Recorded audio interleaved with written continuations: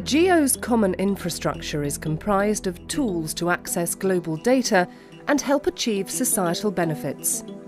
The core elements include new functionalities that make it easier to find, share and use data effectively across multiple disciplines and communities. These methods include ways to find and access data, services and models through the web.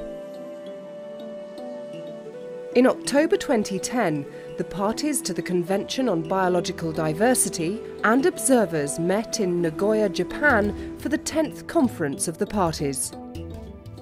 Governments meeting at COP10 approved a new strategic plan for biodiversity, covering the next 10 years. COP10 also established Aichi targets to prevent biodiversity loss through 20 specific goals. These ambitious targets assume one actually knows what is already protected and what new areas need to be considered. How does one select the most sensitive areas? Are existing protected areas doing the job, and are they well connected? This issue is particularly important for the African continent, which continues to face major societal and natural challenges. The issue is important to the European Union as well, given that the EU is the largest donor of aid to Africa. The Joint Research Centre of the European Commission is a unique research facility where scientists from across Europe work together to give independent technical and scientific advice for the development, implementation and monitoring of European Union policies. The Global Environmental Monitoring Unit has responsibility for assessing the likely impacts of climate change and man-made pressures on protected areas in Africa. Alan Bellwood, Senior Manager, has called a team meeting to respond to a request from European Commission colleagues in Brussels who are dealing with development programmes. The team discusses the current situation of protected areas in the Congo Basin. The basin holds up to 1/4 of the world's tropical forests and is a mosaic of ecosystems: rivers, forests, savanna, swamps and flooded forests.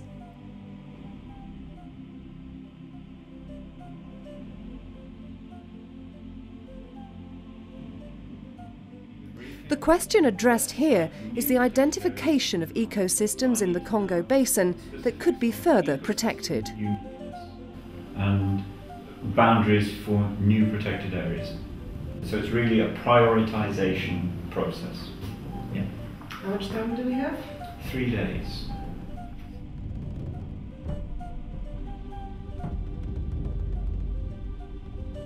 To respond to the challenge, the team proposes to identify unique ecosystems in need of protection, using models such as e-habitat. The e-habitat model computes uniqueness of ecosystems using data on vegetation, temperature and precipitation. To find the model and the relevant data, the team can use the Geoss common infrastructure, which has been extensively improved in 2011. The starting point is the GeoWeb portal. Behind the portal are technical components such as the Geoss broker, which make it possible to search and access catalogues of resources across multiple disciplines. The team looks for the global MODIS vegetation indices needed for the forecasting model. The Geoss system discovers a set of matching results, and the GeoWeb portal provides a link to the Reverb catalogue by NASA, from which the team can download the MODIS dataset. In a similar way, the team finds data on temperature and precipitation. The team now looks for the e-habitat model in the Geoss infrastructure. The Geoss broker allows the team to choose the necessary variables, transform the dataset so that they are all in the same coordinate reference system, drag and drop them into the e-habitat model, and run the model for the area of interest. This is a state-of-the-art dynamic analysis system. The whole process is done via web services without the need to download either the data or the model. Combining data on land cover, data on species richness and endemism, data on habitat uniqueness based on ecological parameters to derive quickly a first idea of the priorities at the national level.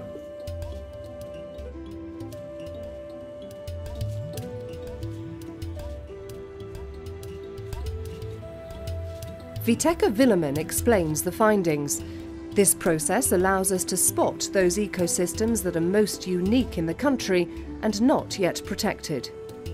The next step will be to assess the uniqueness of these ecosystems at the regional level and the connectivity with other surrounding areas, as well as assessing species richness. Results can be obtained in such a short time using only web-based services. A few years ago, the same exercise would have taken at least a week. And that's impressive. You pulled all this data from all the different sources together and you've got a result. That's impressive.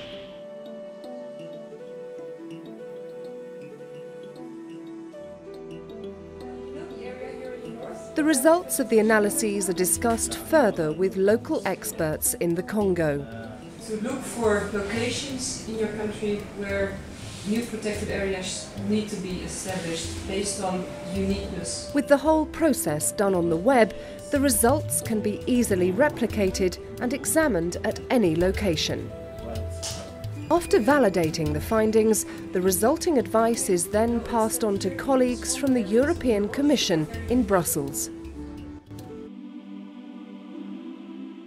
One of the major challenges facing humanity in the 21st century is the ability to understand the complex relationships between environment and society and communicate these complexities effectively to the public and to decision makers.